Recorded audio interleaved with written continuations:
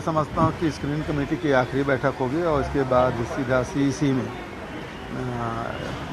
सारे नाम चले जाएंगे और बहुत जल्दी उम्मीद है कि सीईसी में फैसला हो जाएगा। भारतीय जनता पार्टी की जो सूची आई है, जो नाम आए, उसके बाद आप लोगों ने कुछ रणनीतिक बदलाव किए हो सकता है?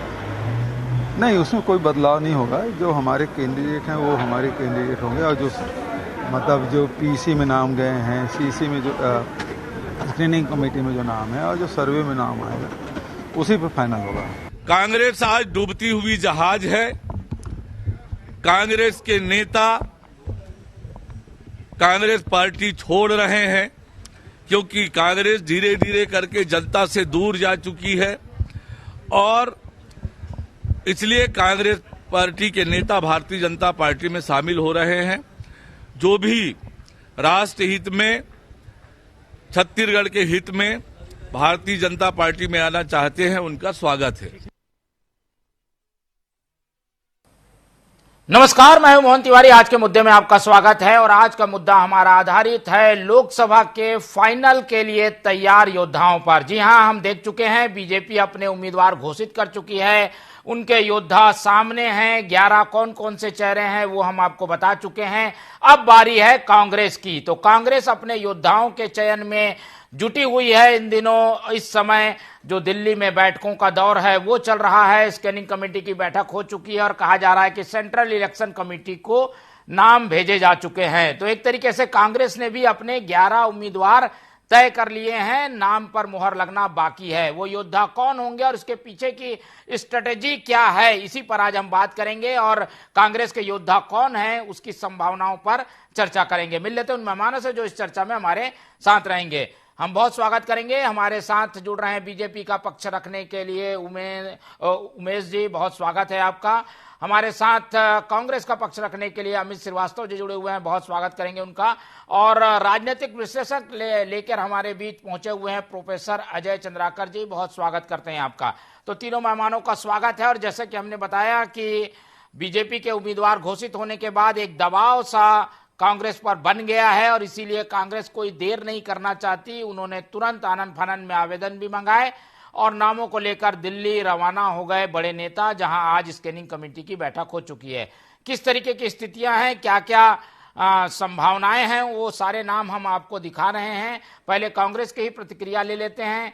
कांग्रेस तैयारी तो पहले करती है अमित जी, लेकिन नाम हमेशा आखिरी में, नामांकन के आखिरी दिन तक आते हैं।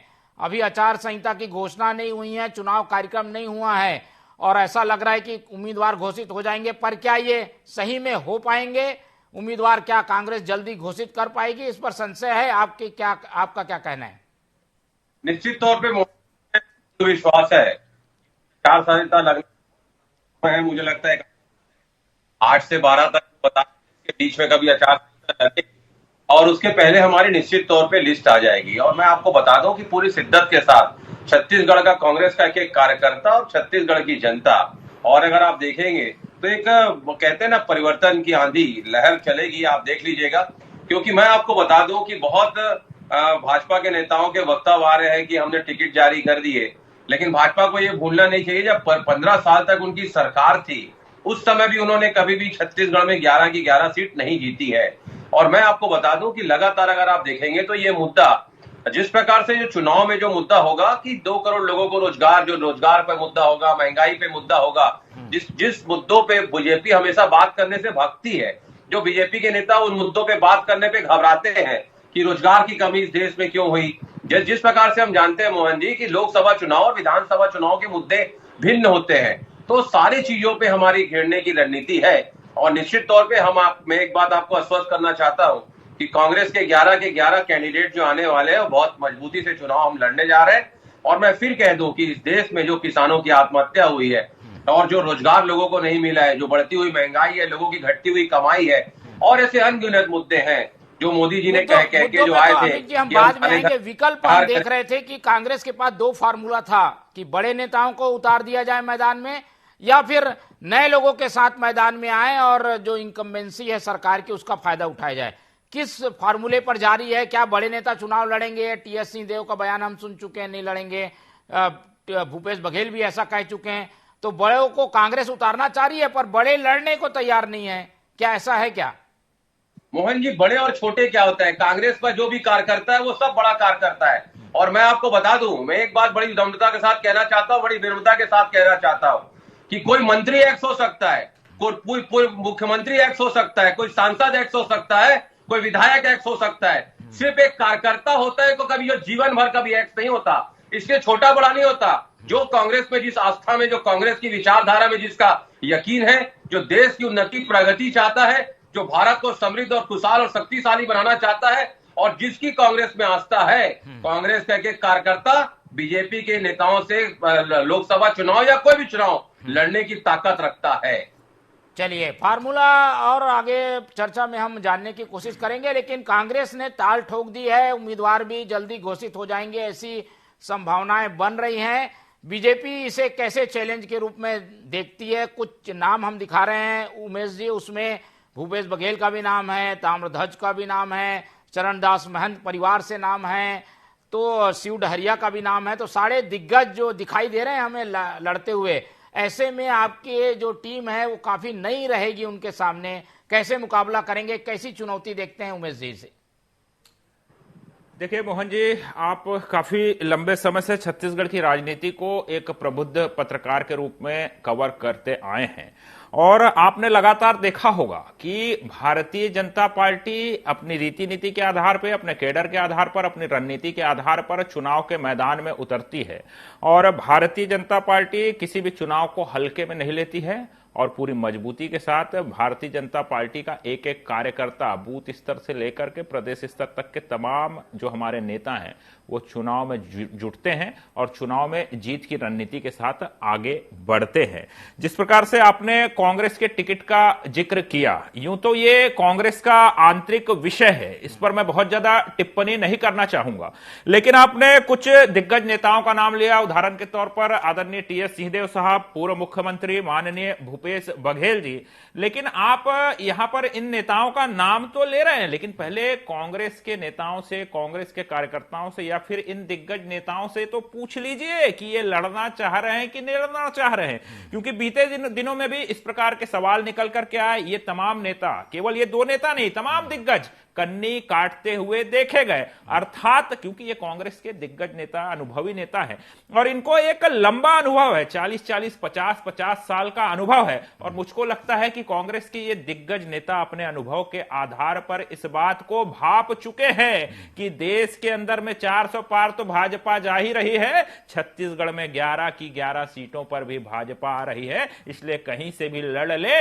इनके जीतने की कोई संभावना नहीं है, शायद इसलिए ये कन्नी काट रहे हैं। और एक महत्वपूर्ण बात, अभी माननीय अमित श्रीवास्तव जी ने कार्यकर्ताओं का एक बहुत बेहतर उदाहरण यहां पर दिया। अमित श्रीवास्तव जी हमेशा कांग्रेस पार्टी के कार्यकर्ताओं के लिए लड़ते रहते हैं, उनके लिए जुझारूपन दिखाते हैं, और उन्होंने एक अच्छी बात कही कि कार्यकर्ता कभी एक्स कार्यकर्ता नहीं होता। लेकिन बड़ा दुख है, मैं बड़े दुख के साथ मुझको कहना पड़ा है कि जब तक छत्तीसगढ़ में कांग्रेस की सरकार रही, उस सरकार ने कांग्रेस के कार्यकर्ताओं के साथ ऐसा व्यवहार किया कि वो कार्यकर्ता खुद हमारे पास आकर के कहते थे कि हम शायद कांग्रेस के अब एक्स कार्यकर्ता हो गए हैं, क्योंकि छत्तीसगढ़ में कांग्रेस की सरकार है। यह कांग्रेस के कार्यकर्ताओं की पीड़ा है, और वो पीड़ा अभी खत्म नहीं हुई है साहब। अभी लोकसभा चुनाव के अंदर में शायद इसीलिए ये दिग्गज नेता भी जानते हैं कि वही कार्यकर्ता जिनको एक्स बना करके रखा हुआ था, वो लोकसभा चुनाव में हिसाब भी ले सकते हैं, इसलिए भी कांग्रेस के दिग्गज नेता यहां पर घबरा रहे हैं। रह गई बात चुनाव की, तो कांग्रेस अपनी टिकट तय करे, हमने हमारे प्रत्याशी मैदान में उतार दिए, जनता के बीच में है, जनता तय करेगी, और निश्चित तौर पर हमें पूरा विश्वास है, और इतिहास भी गवाह है, कभी 9 सीट कभी 10 सीट का आशीर्वाद छत्तीसगढ़ की जनता ने दिया है। हमें इस बार पूर्ण विश्वास है कि 11 की 11 लोकसभा सीटों पर हमें छत्तीसगढ़ की जनता का आशीर्वाद मिलेगा। ठीक है, चलिए, आत्मविश्वास से भरे हुए हैं उमेश जी, और उनके इस आत्मविश्वास का जवाब तो जनता देगी, लेकिन युद्ध में जाने से पहले आत्मविश्वास काफी मायने रखता है, वो दिख रहा है। आऊंगा प्रतिक्रिया लेने, लेकिन पहले अजय जी की एक प्रतिक्रिया ले लेते हैं। राजनीतिक विश्लेषण के रूप में कांग्रेस के टिकट वितरण को कैसे देखते हैं, अजय चंद्राकर जी जान लेते हैं। अजय जी, ये टिकट बांटना हमेशा कांग्रेस के लिए कमजोरी रहा है, इसी दौरान गुटबाजी भी होती है, इसी दौरान बयानबाजी भी होती है, नाराजगी भी इसी के बाद पनपती है, सब कुछ अच्छा चलता रहता है। टिकट वितरण के बाद कांग्रेस की स्थिति जो है वो थोड़ी बिगड़ती है। इसे इस बार कैसे संभाल सकती है कांग्रेस, और क्या इस बार के टिकट वितरण में कोई नाराजगी जैसी बात नहीं आएगी? सबको साथ लेकर पार्टी टिकट बांट पाएगी? क्या लगता है आपको? बिल्कुल मोहन जी, आप इतिहास के पन्नों को पलट रहे हैं तो आप जो कह रहे हैं वो शाश्वत सत्य है कांग्रेस के दृष्टिकोण से। लेकिन दूसरी बात यह है कि अभी चुनाव आचार संहिता लगी नहीं है, अभी उनके पास समय है। लेकिन बीजेपी जिस तरह से अपने प्रत्याशियों की घोषणा कर चुकी है और उनके कार्यालय खुलने आरंभ हो गए हैं, तो यहां पर फिर एक नैरेटिव बनना आरंभ हो जाता है जी। लेकिन मोहन जी, मैं आपके इस प्रतिष्ठित चैनल में एक बात शेयर करना चाहूंगा कि अभी जो आज से यह वीक स्टार्ट हुआ है, यह वीक सबसे महत्वपूर्ण है छत्तीसगढ़ के दृष्टिकोण से भी और पूरे भारतवर्ष के दृष्टिकोण से। दिल्ली लुटियन की राजधानी में जिस तरह से चर्चा हो रही है और लगभग जो हमारे सूत्र बतला रहे हैं 99% वो हमेशा सही निकला, इसका हमें गर्व भी है जी।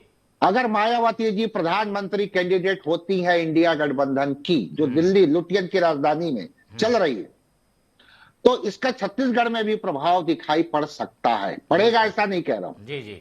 और कई सीटें हैं जिनके ऊपर कड़ी प्रतिस्पर्धा दिखाई देगी।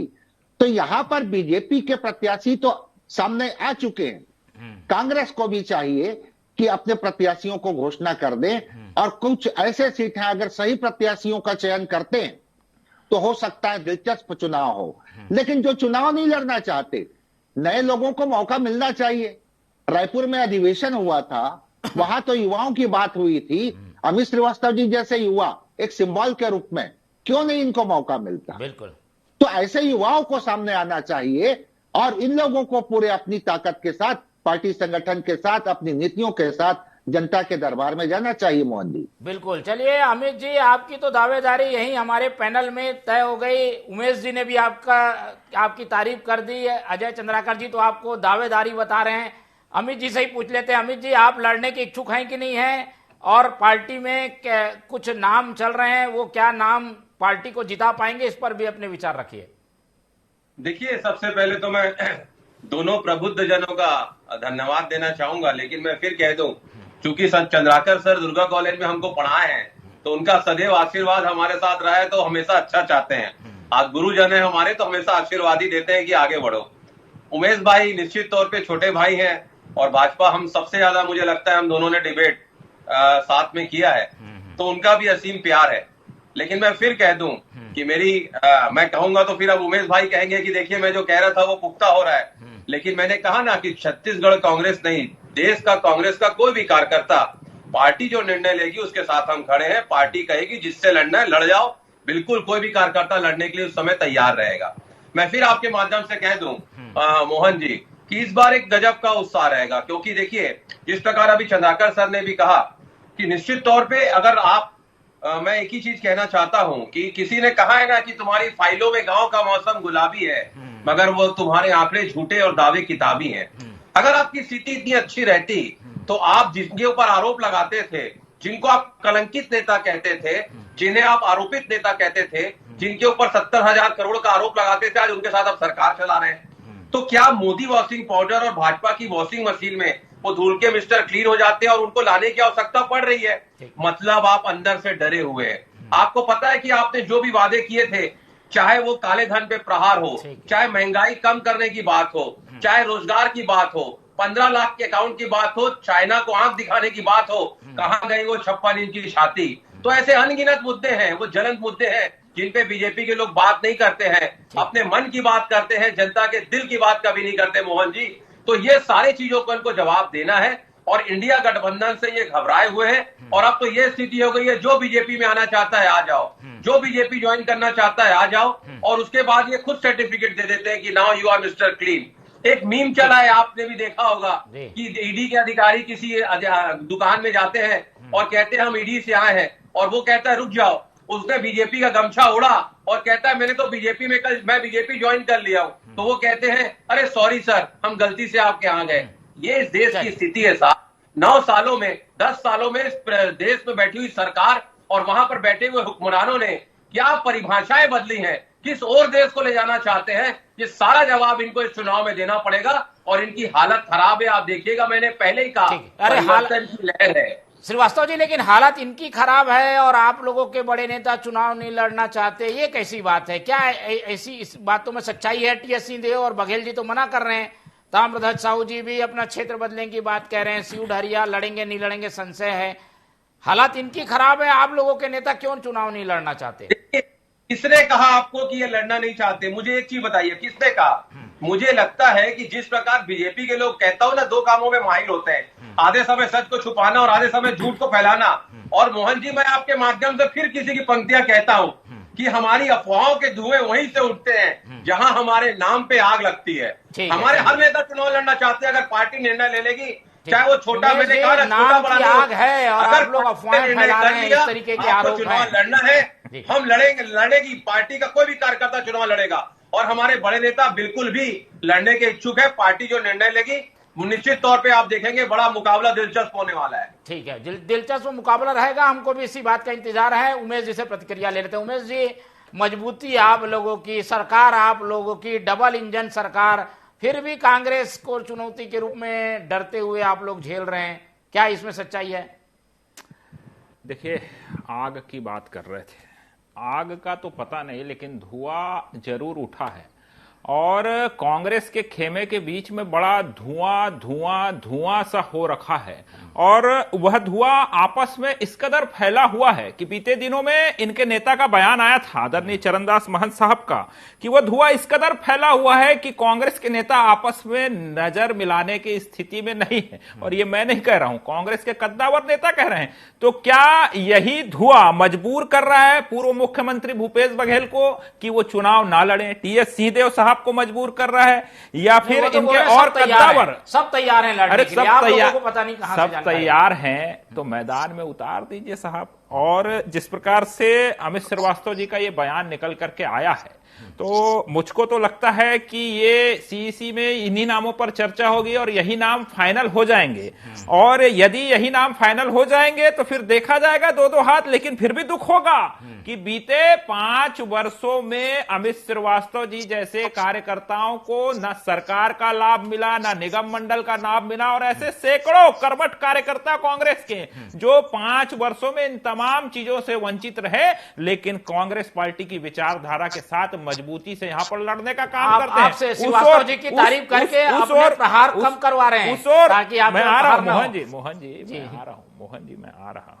और जिस प्रकार से अमित श्रीवास्तव जी ने इन तमाम नेताओं के विषय में कहा है कि उन्होंने मना नहीं किया है, तो ऐसे सैकड़ों कांग्रेस के कार्यकर्ता चाहते हैं कि एक बार फिर से ये दिग्गज नेता चुनाव के मैदान में आए। अब इन कांग्रेस के नेताओं की मंशा क्या है ये मैं यहां पर नहीं कह सकता, लेकिन प्रदेश की जनता और कांग्रेस के हजारों कार्यकर्ता अपने उन सैकड़ों कार्यकर्ता की मंशा को समझ रहे हैं। जब वो मैदान में निकल करके आएंगे तो कांग्रेस के कार्यकर्ता ही कांग्रेस के नेताओं से उन 5 वर्षों का हिसाब लेंगे कि 5 वर्षों तक हमें तरसाया, तड़पाया, निगम मंडल से लेकर के लाल बत्ती तक तड़पाया, उसका हिसाब वो करेंगे। और एक श्रीवास्तव जी को मौका दूंगा, लेकिन पहले अजय जी के पास चलते हैं। अजय जी, नाम पे आ जाते हैं, 3-4 प्रमुख नाम है, सीयू ढरिया जांजगीर से, भूपेश बघेल राजनांदगांव से, ताम्रध्वज साहू महासमुंद से, इस तरीके के नाम चल रहे हैं। दीपक बैज तो बस्तर से पिछली बार भी लड़े थे, चरणदास महंत परिवार कोरबा से लड़ता रहा है। तो ये 4-5 नाम हैं। ये बड़े दिग्गज जब उतरेंगे बीजेपी के जो उम्मीदवार हैं, वो उनके मुकाबले तो कमतर हैं। इसका कितना फायदा मिल सकता है कांग्रेस को इन बड़े नामों से? बहुत ही दिलचस्प प्रश्न है आपका पवन जी। जब दुर्ग से ताम्रध्वज साहू जी किसी समय लोकसभा सदस्य थे, तो क्यों सीट बदलने की बात हो रही या अन्य नेताओं की बातें? कारण यह है कि 2014 के चुनाव में बीजेपी अपना लगभग 426 प्रत्याशी घोषित की थी, अपने बूथे पर लड़ी थी। 61% सफलता बीजेपी का। 2019 में लगभग 435 सीटों पर बीजेपी लड़ी पर, और उसमें 70% स्ट्राइक रेट था। तो जब पार्टी इस तरह का स्ट्राइक रेट ला रही है, तो अपने जो संसदीय क्षेत्र रहे हैं उसमें कंसंट्रेट होना चाहिए। अगर ये प्रत्याशी आधे मन से चुनाव में जाना चाहते हैं तो निश्चित रूप से जो इस तरह के पार्टी के डिसीजन में हाँ ना की बात करते हैं किसी भी पार्टी में, उनके बारे में तो दूसरा विकल्प तैयार होना चाहिए। और यहाँ युवाओं को कांग्रेस के कार्यकारिणी की जो बैठक हुई थी उसमें तय हुआ था कि बड़े पैमाने पर टिकट देंगे, महिलाओं को देंगे, तो उसका अक्षरता पालन हो। आधे मन से कोई सिपाही लड़ने जाए तो फिर वो पार्टी के भी नुकसानदेह होता है। हार जीत अलग जगह है, वही उमंग वही तरंग। आप केंद्र सरकार की योजनाओं से अगर सहमत नहीं है, उनका जैसा आप एक शब्द एंटी इनकम्बेंसी उसको लेकर के जाइए, और सिटिंग जो पार्टी है को लेकर के जाइए, यह महत्वपूर्ण बात है। चलिए श्रीवास्तव जी, आप लोग फार्मूले बहुत बनाते हैं, महिलाओं को मौका मिलेगा, युवाओं को मौका मिलेगा, सबको मौका देने की बात आती है, लेकिन टिकट वितरण के समय सारी चीजें किनारे हो जाती है। जीतने वाला कौन है, बड़ा नेता कौन है, उसको टिकट मिलती है, ये बात बार बार आती है। यही बात अजय चंद्राकर जी भी बता रहे हैं कि कई ठोक फार्मूले कांग्रेस बनाती है पर एडॉप्ट नहीं करती।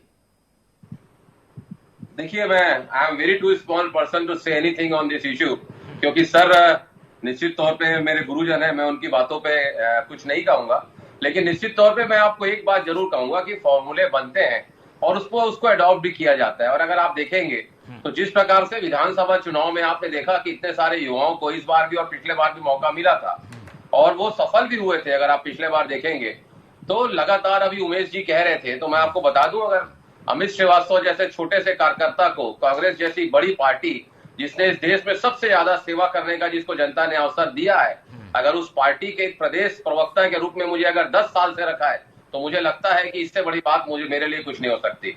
और निश्चित तौर पे मैं एक बात और कहना चाहता हूं कि आज जिस दिन भी जिसका भी नाम हो जाएगा डिक्लेयर, कांग्रेस का एक कार्यकर्ता, मैंने कहा ना कि इस रण को लड़ने के लिए तैयार है और परिवर्तन की आंधी और सुनामी इस बार आएगी। आप देख लीजिए, क्योंकि जो मुद्दे हम जब चर्चा करेंगे, जनता हमारे साथ है। और भाजपा का कोई भी नेता आप आधी घंटे में देखेंगे, मैंने जितने मुद्दे उठाए, उमेश जी ने शायद ना महंगाई पे बात करी, ना रोजगार पे बात करी, ना स्मार्ट सिटी पे बात की है, ना मैंने जिस प्रकार आपको कहा था कि कहां गया काले धन पे प्रहार, और जिस प्रकार का आपने बाउंड्री जो कहते हैं ना किसानों की आत्महत्या पे आपने बात नहीं की। तो ये सारे मुद्दों पे जब हम जनता के बीच पे जाएंगे तो मुझे लगता है जनता का प्यार और आशीर्वाद कांग्रेस को इस बार मिलेगा। और बेचैनी ठीक है, मुद्दों की बात आप लोग गोल कर जाते हैं, उम्मीदवार पर आ जाते हैं कि उम्मीदवार कमजोर है, ये है वो है, उसके पीछे की चीजें।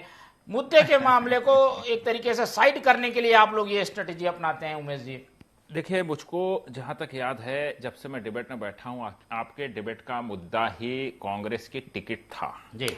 अब चूंकि तमाम विषय पर अमित श्रीवास्तव जी ने कह दिया है, सुनामी की भी बात कर रहे थे तो सुनामी आ गई, और किस प्रकार से विधानसभा चुनाव के अंदर में कांग्रेस की यहां पर पराजय हो गई और कांग्रेस किस स्थिति में आज खड़ी है, इसलिए सुनामी की बात ना करें, जनता दोबारा सुनामी लाने के लिए तैयार बैठी है, कांग्रेस अपनी चिंता कर ले। जिस प्रकार से तमाम मुद्दे, चाहे महंगाई का विषय हो, चाहे बेरोजगारी का विषय हो, या तमाम विषय है, देश भर के अंदर में इनके नेता राहुल गांधी जी घूम घूम करके इन तमाम विषयों को उठाते रहे, 2014 से लेकर के लगातार चीख पुकार मचाते रहे। 19 के अंदर में जनता ने दोबारा आशीर्वाद देने का काम किया। लगातार 3 विधानसभा क्षेत्र, चाहे राजस्थान की बात करें, मध्य प्रदेश की बात करें, छत्तीसगढ़ की बात करें, इन तमाम मुद्दों पर केवल राजनीतिक रोटी सेकने का प्रयास किया गया। जनता समझदार है, जनता ने जनादेश इन तीनों राज्यों के अंदर में देकर के बता दिया कि कांग्रेस मुद्दा विहीन है, कांग्रेस नेता विहीन है, ना नेता है ना नीति है। बिना नेता और बिना नीति के ये सुनामी लाने चले हैं। अरे जनता सुनामी लाने के लिए तैयार बैठी है, कांग्रेस अपनी यहां पर चिंता कर ले। और छत्तीसगढ़ के अंदर में ये बहुत बात कर रहे थे किसानों की, क्या हालत करके रखा था किसानों को, आत्महत्या से लेकर के तमाम स्थितियां किस प्रकार की छत्तीसगढ़ में बनी थी, इसका माकूल जवाब छत्तीसगढ़ के किसानों ने कांग्रेस को देने का काम किया है। बेरोजगार युवाओं को किस प्रकार से पीएससी के नाम पर, कभी भर्ती के नाम पर, कभी भर्ती को लटका करके 30 सेकंड में जल्दी श्रीवास्तव जी, ठीक है, उमेश जी आ गई बात, कांग्रेस के नेता जनता ठीक है, उसका परिणाम मिल गया विधानसभा में उनको। जवाब नहीं होगा, कांग्रेस ठीक है, चलिए जवाब जल्दी श्रीवास्तव जी क्या जवाब देंगे, कैसे मुकाबला रहेगा फाइनल का? मैंने कहा ना, जनता की मुश्किलों की अनदेखी भाजपाइयों को भारी पड़ने वाली है इस लोकसभा चुनाव में। चलिए कौन किस पर भारी पड़ेगा, इसी बात के लिए हम लोग यहाँ बैठे हैं और हम समय समय पर इस बात को तोलते रहेंगे, मोलते रहेंगे, जानते रहेंगे कि भाई कौन किस पर भारी पड़ रहा है। ये चुनाव है, एक दिन कोई भारी तो दूसरे दिन कोई भारी रहता है, किसी एक का पलड़ा हमेशा भारी नहीं रहता। इसी फाइनल नोट पर आज इस चर्चा को खत्म करते हैं। हमारे साथ इस पूरी चर्चा में अजय चंद्राकर जी जुड़े, उनका बहुत बहुत धन्यवाद। हमारे साथ उमेश गुड़मड़े जी ने समय दिया, उनका बहुत धन्यवाद। अमित श्रीवास्तव जी हमारे साथ बने रहे, उनका भी बहुत बहुत धन्यवाद। तो तीनों मेहमानों का आज की इस पूरी चर्चा में धन्यवाद करते हुए कांग्रेस के योद्धा कौन होंगे ये सवाल यहीं छोड़ देते हैं और उम्मीद करते हैं कि जल्द टिकट आएगी तो फिर से चर्चा में बैठेंगे। फिलहाल मुझे दीजिए इजाजत, आप लोग देखते रहिए टीवी 24, रखिए अपना बहुत ख्याल, नमस्कार। चला दो लाइव, एक लोग ले लो।